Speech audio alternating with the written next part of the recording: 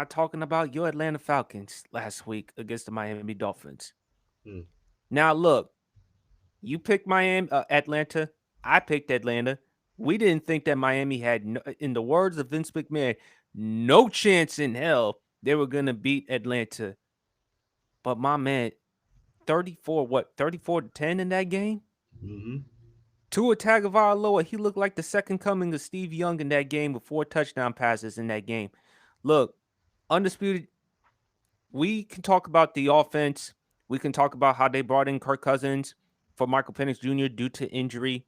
And yes, they should have utilized Bijan Robinson and Tyler Algier more, incorporate the running game more. That's what they do best on the offensive side. But champ, your defense, BRF brags and talks about that defense. No. That defense can't be absolved for that performance. Especially when Tua the previous week threw 3 interceptions and got embarrassed by the Cleveland Browns.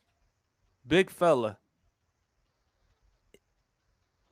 what are your thoughts, man? Because with Atlanta, this was, I cannot put it into context just how awful and embarrassing that performance was. This was even worse than Carolina. Absolutely.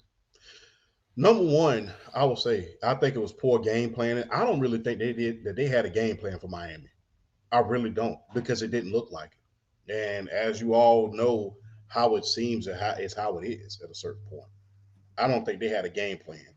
I think they came in, they said, we finna play one of these slapstick teams at this point, that being the Miami Dolphins. We're gonna go out here, we're gonna run our basic playbook and see how it goes and get out of here.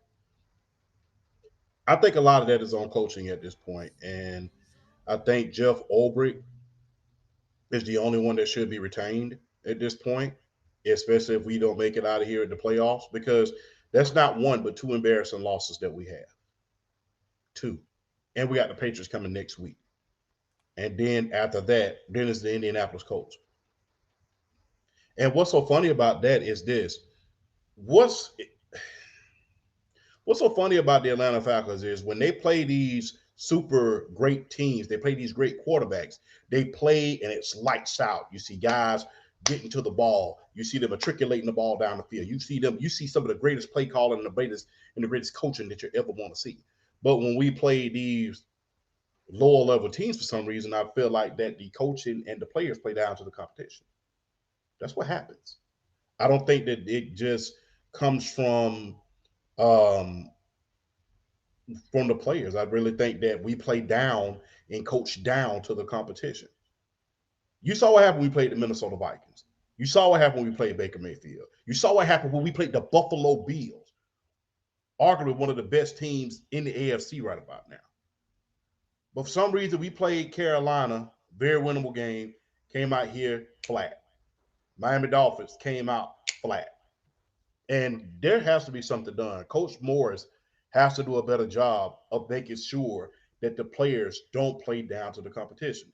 Part of being a playoff team, winning division titles, and eventually winning Super Bowls is this: you have to beat the teams that you are supposed to beat.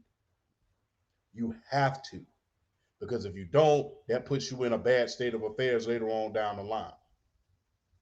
So it's a lot of stuff that is going on across the board. Number one, that offense is too predictable. You're running everything out of the pistol. Everybody knows what you're going to do. And right now, once Bijan and Algier is shut down, pretty much 60% of the offense is gone. Especially when you put Kurt in there. So there has to be a lot. There's a lot to be done and a lot to be said about this team. You have the tools. You have to execute. It makes no sense for you to have the tools and not execute. You must execute. Executing is a must. And it's a lack of execution. It's a lack of coaching. It's a lack of players giving a crap when you play these small time teams. It's a lack of all of that.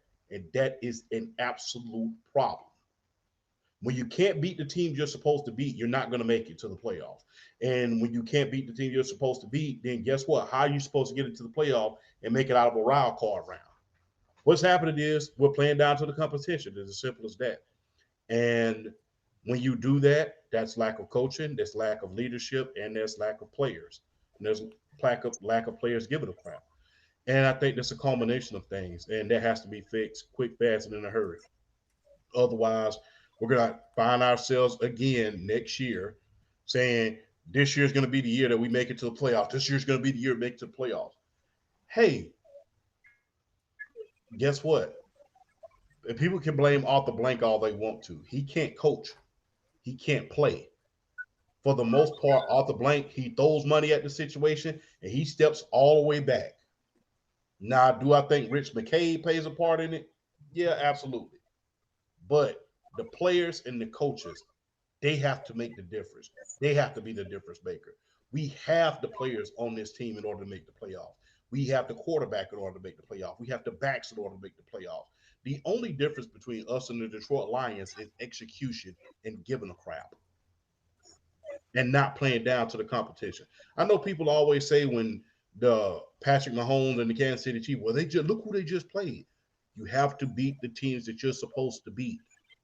When you go out there and you execute and you do what you're supposed to, that's what needs to happen. And that's what has to happen. And that's why the Falcons are in the same boat that they're in this year they were in last year. There hasn't been an improvement of that. Like I said, we got the players, we have the coaches, we have the personnel. It's just a matter of us not playing down to the competition and actually giving a crap once we take that field. Because once we take that field to a lower tier team, doesn't seem like we give a crap. Like I said, you saw that with the Panthers. You saw it with the Miami Dolphins. They just played very, very lackadaisical. We play these, like I said, when we you see it, BRF, we play these big time teams, or we throw everything except the kitchen sink at them. We throw the atomic bomb and the doomsday device at them, and we come out on top. When we play these lower level teams, all of a sudden you want to play down to the competition. You want to make the play caller predictable. You don't want to. It has to stop before we get into the later on in the season. And if it doesn't, we may be looking at another situation that we was in last year, where we're talking about a new coach and a new personnel. Right now, if the season ended right now, I'd say get rid of everybody except Coach Jeff Ulbrich.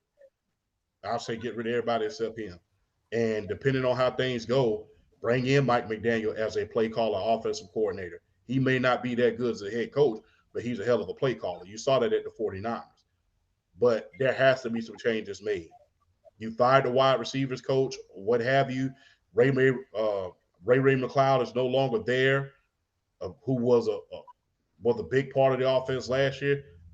There's a lot of changes that you as a coach has taken that you have done. But where is the planning? Where is the game planning? Where is the climbing up in these players' behinds when it's time? You have to do something.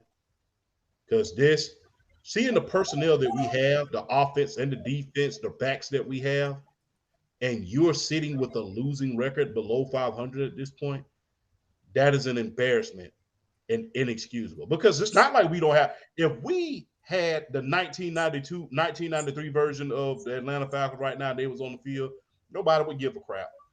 Okay, you 93 version of it. You really ain't got the players, you ain't got the personnel, you don't have a lot of things going on. This is a rebuilding year. But now you have the personnel. You have a Drake London. Kyle Pitts is playing not lights out. You have a back that's capable of being an MVP at this point. You got a guy behind him that's capable of putting up 1,000 to 1,500 yards if he was the number one back. You have the defense. You have the defensive backs when healthy. You got AJ Terrell. You have Jesse Bates. You have the back end and the front end in order to compete. You have the linebackers in order to compete. You have the personnel, but where's the urgency? Where's the sense to win? Where's the sense of, okay, we're not going to come out here and get embarrassed on our home court, our home floor? Where is that? We don't see it. That's why we lose. BRF. Oh, I do all that work to get back on, and then I get back on, and it's a Falcons topic. Well, we have to talk about it because, again, for us not to discuss what happened to the Atlanta Falcons last week, we'd be doing a major disservice to our audience. And considering the fact that we all picked Atlanta to beat Miami, I, BRF, let I me was tell you watching. something. Go ahead. Let me tell you something. I went on the show last week.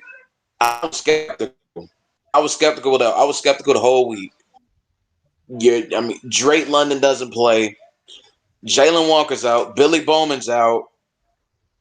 Devon Diablo broke form in the San Francisco game, so he's out minimum 4 weeks. Um, I was skeptical the entire week, and it just it the I, and then with Penix being out, going to Kirk Cousins, I was like, I was a little nervous. I'm not gonna lie, I was a little. I'm honest to God, I'm not surprised Miami beat us. I'm shocked at how they beat us because it just felt like I kind of felt like even with the players that were missing, I still felt like Atlanta was talented enough.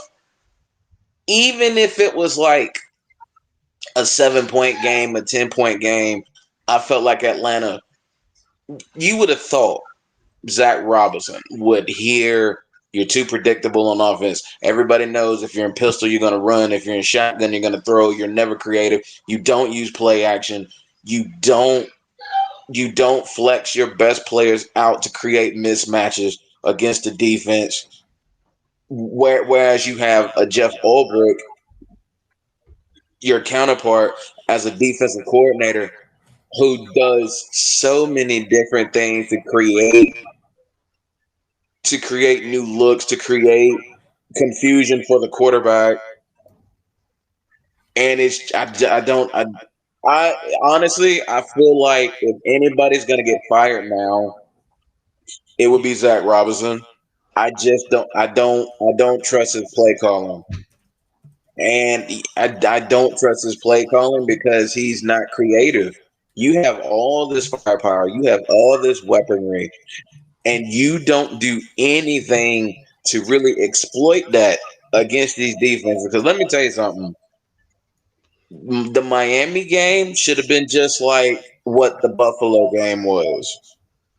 Especially knowing you have a guy like Kirk Cousins who hasn't played in basically over a year, who hasn't played football.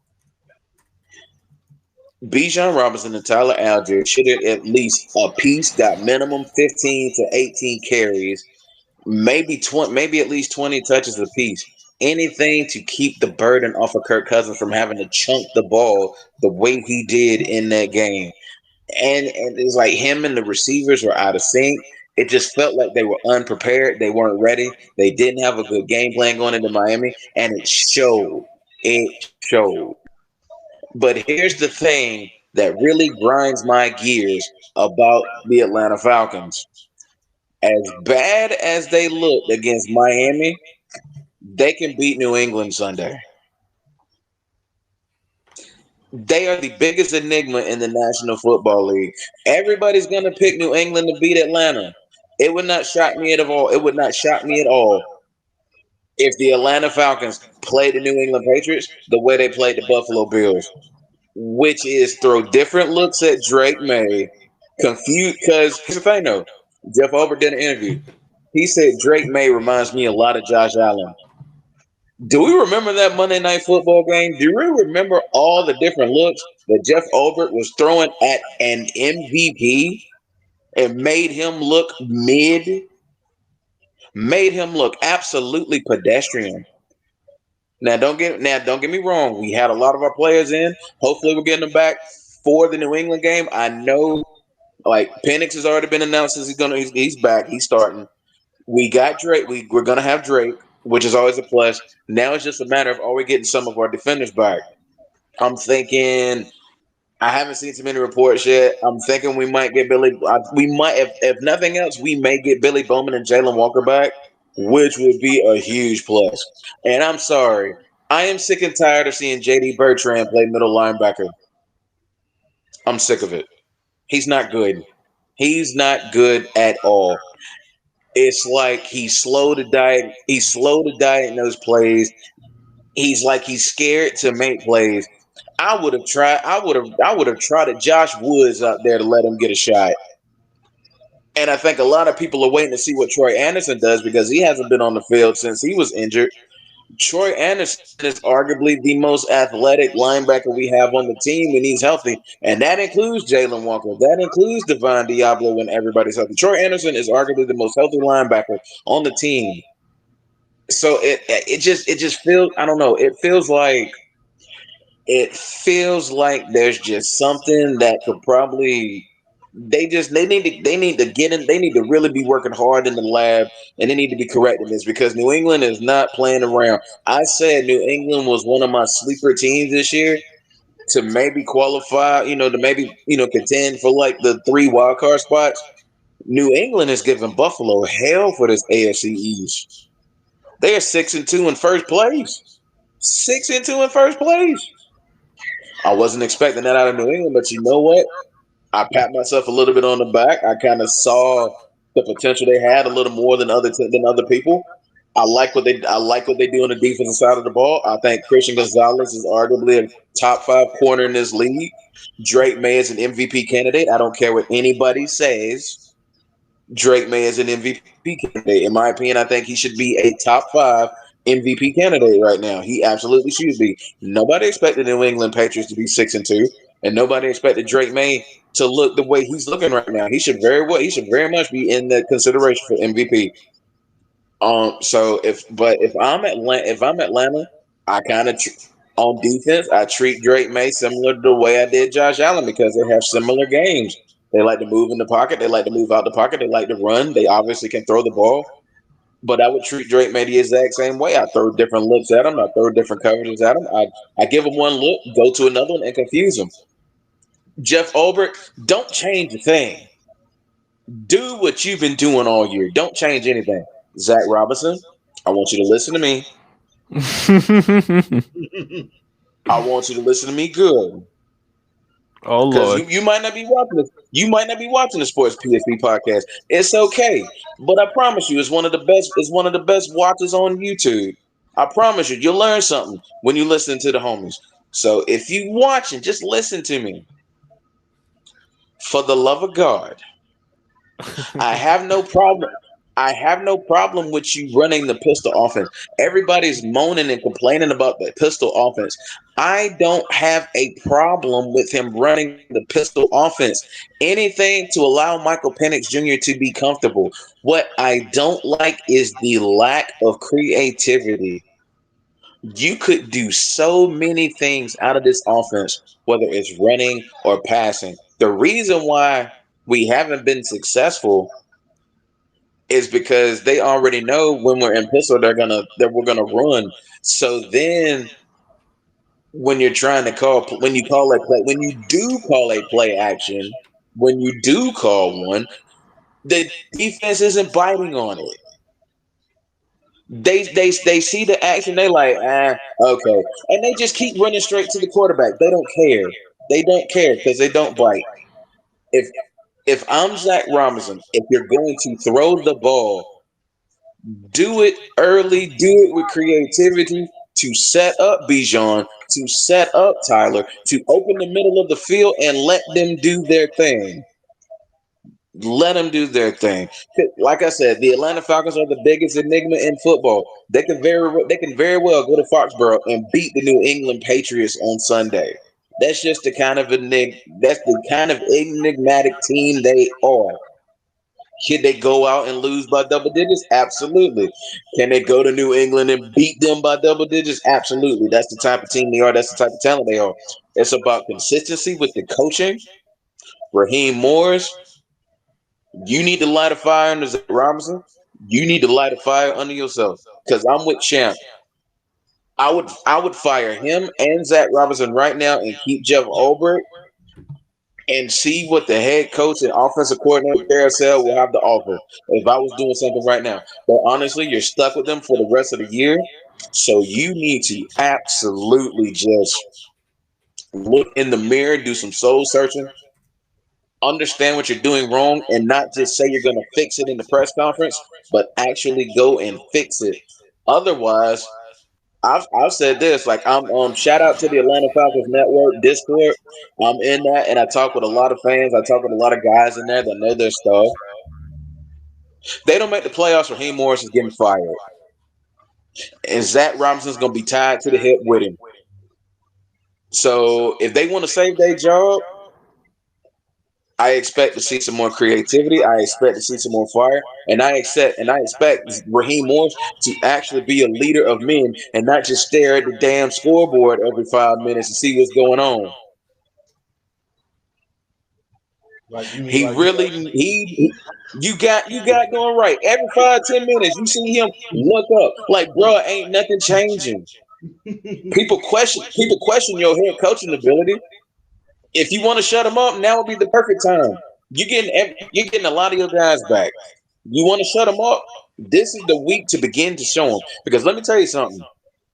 If they can beat New England, it could be the perfect spark they need to get on a run. Because let's be honest, a lot of the schedule is not like, oh my gosh, we're gonna like run the table as far as losing. Atlanta could very well in the next 7 games go 5-2. Like I said, they're just an enigmatic team. But it starts from the top. Raheem Morris and Zach Robinson needs to get it together now because the players are too good on this roster to be looking at 3-4 and in third place in the division. I am sick and tired of hearing Carolina Panthers fans run their mouth about how they've owned us the last 2 games. I am tired of hearing it. Harrison, I love you, homie. Shout out to you. I'm tired of y'all running y'all mouths about the Falcons like y'all just got this upper hand on us all of a sudden when the all time series still shows we own y'all. But that's enough. That's neither here nor there. But Raheem in the Morris needs to word, get this team but together. BRF, Otherwise, he's gonna get fired. Janet Jackson, what have you done for me lately? that's And valid. valid, but I still don't look at the Panthers as a full on rivalry. But that's neither here nor there. No, then you don't look at That them just as a rivalry. You obviously Champ won't admit it. The biggest rivalry the Falcons has historically would probably be the Saints, or The as he Aints. calls them, the Aints. Oh no. If the champ knows this deep down, he just don't like them. But deep down, he knows the rivalry is the New Orleans Saints. He knows this with every fiber in his being. But We B, live to beat them to twice a year. You be but able to beat them. BRF, I Yeah. gotta say this in all seriousness, the defense, BRF. Yes, I can understand the amount of injuries y'all had, but the fact that y'all let Tua Tagovailoa, who leads the league in interceptions, he and Gino are up there as far as with turnovers. For them to allow 4 touchdown passes, and considering how much they've done their part defensively, because historically, when you think of Atlanta, you think of offense. You think of from Matty Ice, Michael Vick, Anderson. You think of Michael Turner, Roddy White, Julio Jones, Tony Gonzalez, Austin Hooper. They've had a for that defense, for y'all to have a good enough defense and to allow Tua Tagovailoa to play like he was the second coming of Steve Young. That's bad. And I Especially, could tell, and the thing is, I can tell you exactly what that was too. You want to know what that was? They missed Divine Diablo. That's exactly what that was. Divine Diablo. It's not just his playmaking. It's not just his speed. It's not just his athletic ability. That's what Atlanta's going to miss. It's his communication skills. It's his ability to get people set up to be in the right position to make plays. JD Bertrand was not him. He was not him. And they missed Devon Diablo. They were out of sorts. The communication was not that great. When you don't have communication, a team like Miami is going to be able to do their thing and run all over you. Because I mean, it's from lack of communication. It's from lack. It's like they weren't prepared.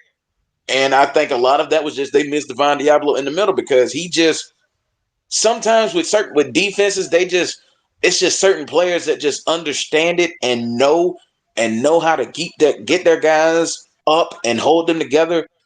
And it was just complete. It was just I think it's just as simple as they missed their middle linebacker. I just think that's what it just falls back to. And everybody was just out of sorts and everybody was just out of whack and just you saw it on the field. They looked like they just didn't come ready because To me, it was more what the I feel like it was more what the running game did to allow Tua to do his thing, as opposed to just Tua torching us.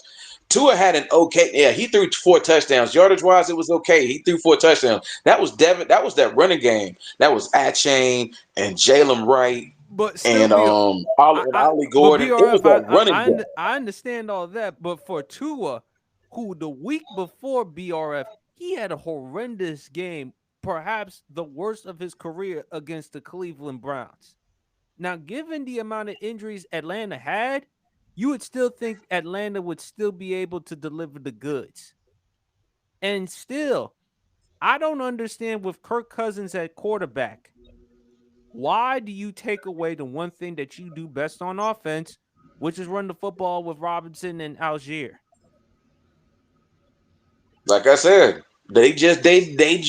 They came in the game like they didn't have a game plan. That's coaching. As That champ, is coaching. I know it's coaching, but still, that's clueless as hell. As Champ always says, it's kind of like going to Vietnam with a BB gun. Or Mike Tyson, you having a tax attorney to come represent you in a rape case. I mean, Atlanta, y'all got to do better because with the amount of talent that y'all have accumulated, there should be zero excuse for you If to your coaching can't coach, it don't don't. matter. But BRF 34-10. I understand If coaching. your I coaching don't get them together, it don't matter. It don't matter. You can throw everything you can at me, PSP. I love you like a brother.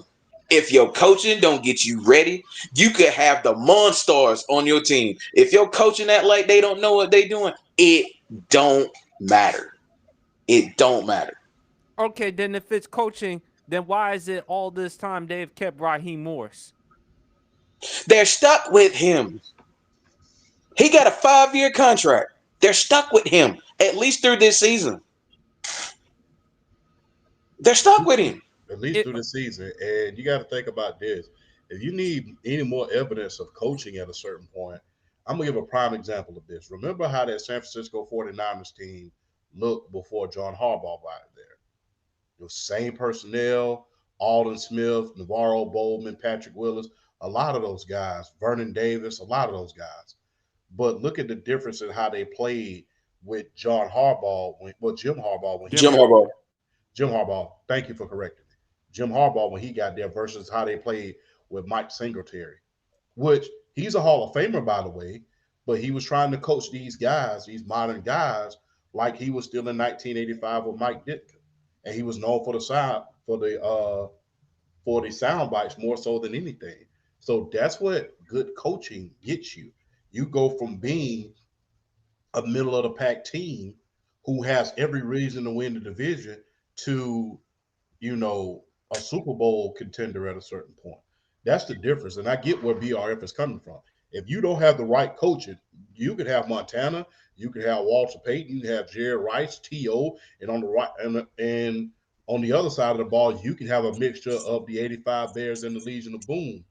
I mean, the front seven can be the Legion of Boom, and the back end can, well, excuse me, the front seven could be the Chicago Bears at 1985, and the back end could be the Legion of Boom. If you have lackluster coaching and they're not able to get a game plan going on, it's going to be bad for a little bit of everybody on that team.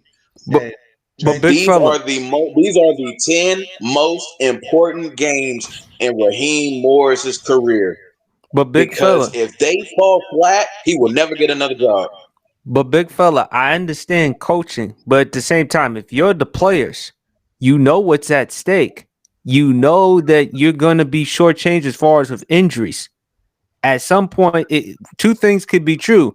Coaching we cannot excuse, but at the same time, with the players and considering the amount of talent that y'all have and the money y'all making, and considering Atlanta, because again, champ, you say in order for y'all to change the narrative with Atlanta to turn it into a winning culture, y'all gotta win now. In order for y'all to end this narrative, well, Atlanta's just known for choking. We gotta find ways to win games. I understand coaching. I understand it was inexcusable for Zach Robinson, the offensive coordinator, to go against what y'all do best. There was no look before Miami, y'all lost to the San Francisco 49ers. No shame because of how well Kyle Shanahan has coached this team, even with all the defense, all the players being injured. Yes, we understand the coaching, which is why Kyle Shanahan is still a serious candidate for coach of the year. But these players, and let's not act as if Atlanta hasn't done their part in the offseason as far as accumulating players. If y'all want to establish a culture, a true winning culture as well, y'all got to do y'all part as well. No one can be absolved. We can't just look at it all just coaching. I got to look at these players as well. And Kirk Cousins, yes, I understand he's there because of Michael Penix Jr. And to your point, BRF, I don't believe the jury should be out on Michael Penix Jr. because there are people who say that Michael Penix Jr. can't play. He's a good enough quarterback to play in the NFL. I don't give a But damn what them people say about Michael Penix. I've seen enough of him to know that he can ball. He can ball. with that being said, if you know Kirk Cousins is that quarterback, coaching, Run why the are damn you ball. run the damn ball with Robinson and Algier? It's not that difficult. It's not that complicated. Is it pretty? Absolutely not. Nevertheless, it's winning. As you always say, champ, don't be pretty, be Be good. good. I mean, sure, it's kind of like having the 5-star model chick. I'm not going to get that, but I'm probably going to get myself a 3-star model chick who's going to show class, who's going to be there for me through my highs and lows and everything else. But still, in all, I'm going to get the job done. And I think with Atlanta, this was a golden opportunity y'all missed. Tampa, ironically, despite all them injuries, they're still 6-2. And that And go ahead. My I bad. think for Atlanta, this is a much statement game for them against New England. They are an enigma. They are an enigma because they're going to have a lights out game and then the next game they're going to shit the bed. They are on the road. I think given the fact that they're on the road and that they're away from Atlanta, I think this could actually help them, considering the fact that the Patriots are what the favorites in this game. Ramondre Oh, Stevenson everybody's is gonna going. take New England and win this game. Yeah, Ramondre Stevenson, who's one of the running backs, is going to be out. I still don't understand why they haven't incorporated Chedrick Henderson, but that's a story for another day. I think for Atlanta, you got to move on from that Miami game, and you're just gonna have to go out there. Is Michael Penix Jr. gonna play? Yes. He's announced he's playing. Then he has to play situational football. Do not ask Michael Penix Jr. to do too much. Just play situational football. And defensively, if you're Atlanta, you're coming off a bad performance last week. You can't be any worse. You're still in Pro Football Reference. There's still a top 10 defense in the National Football League. Okay, according to Pro Football Reference, y'all have the number one passing defense in the NFL. As far as rushing defense in the NFL, that is a That's concern the, right there. If you look at that's the rushing, Achilles heel. yes, if you look at rushing defense in the NFL, Atlanta is 17th. It's not horrible, not great, however. And as far as scoring defense is concerned, y'all are 14th in the NFL. So my thing is, you're just gonna have to put Drake May in the pocket more and more, put pressure on him. On top of that, try to limit the running game, especially with Drake May, because Drake May has legs.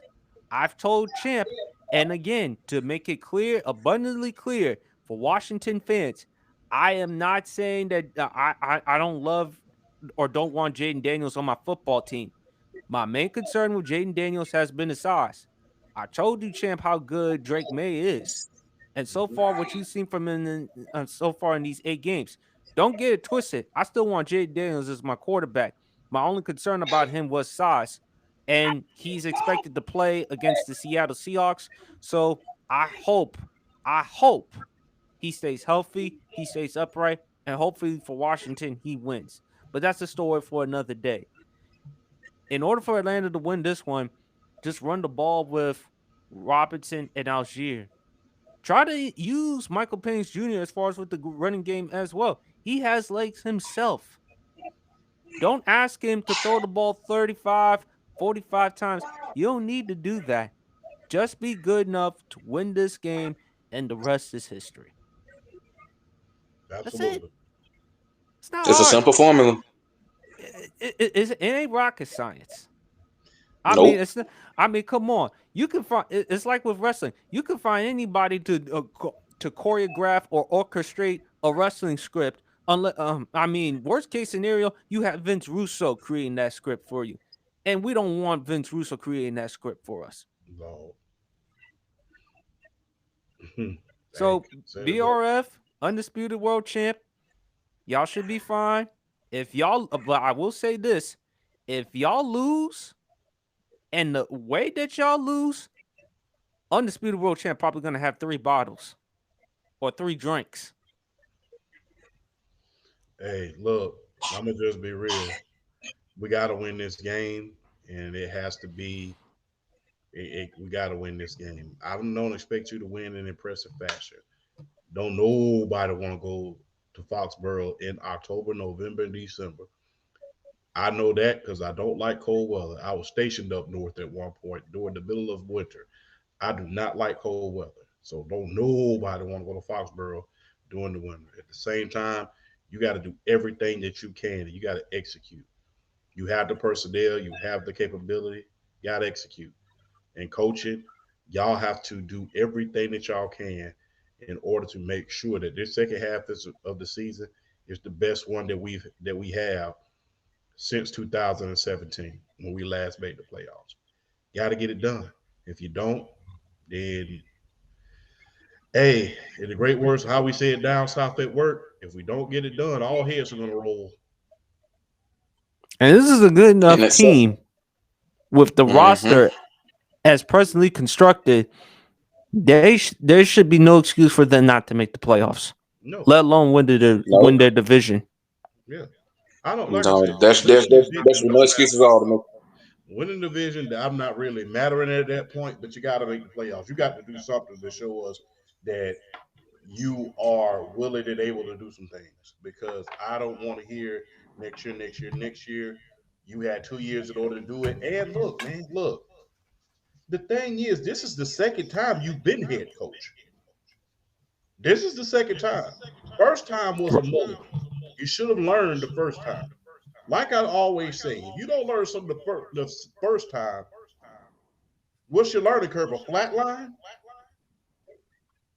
Because remember, BRF, you remember this. You was the head coach the first time. There were rumors about you going out to damn strokers with the players. There's rumors about you being too close with the players. There's rumors about you being, a little bit too hands off and playing down to the competition last time. So this is the second time you've been a head coach with the same organization. You've been with this organization, so you know the expectation. So the thing is, if you don't make the playoffs this year, then guess what? All bets are off because you've been with this organization before. The only person that has ever left an organ that has ever been fired as head coach from an organization and came back to an organization was the late great what was the guy's name? Cunningham from the Kansas City Chiefs. Gunther Cunningham from the Gunther Kansas City Cunningham. Chiefs. Gunther Gun- Cunningham. yeah, Gunther Cunningham, hell of a defensive coordinator. But when Marty left, he got hired as the head coach. He got fired as head coach, and he ended up coming back as a defensive coordinator. Raheem Morris has been with this organization when it's on top. He was the defensive He was the coordinator. wide receiver coach when they went to the Super Bowl. Yes, and he was the defensive coordinator. So again, you know the expectations. You know that this city has been hungry for a champ. You were there doing 28-3. You were there. So you know what the city is craving. It's not like somebody is stepping in on the outside looking in and saying, hey man, no, it's not the case. You know what's going on. Nobody has to tell you. So it's time. And if you don't, then I don't feel sorry for you. Guess what? You'll just be a defensive coordinator for the rest of your time as head coach, which I don't blame anybody at a certain point. Guess what? You can only get a certain amount of bites at that apple and don't swallow the apple before people just say, let me get that apple up out you. You're not gonna do nothing. And I don't blame them. Plus, this is not the NFL where there's gonna be a lot of patience. This is not the patient NFL, and rightfully so. If you didn't have the players, I could understand patience, patience, patience. But you do have the players. You do have the offense. You do have the quarterback. You do have the running backs. I don't want to hear any excuses. Raheem, you got to get it done. Got to get it done. Well, hopefully they will get it done. Hopefully they will listen to their messages. But this is how y'all were feeling on Sunday afternoon. Uh-oh. Mm. Tragic, isn't it? You talk about uglier than a Master P sneaker champ. That's uglier than Flavor Flav's teeth.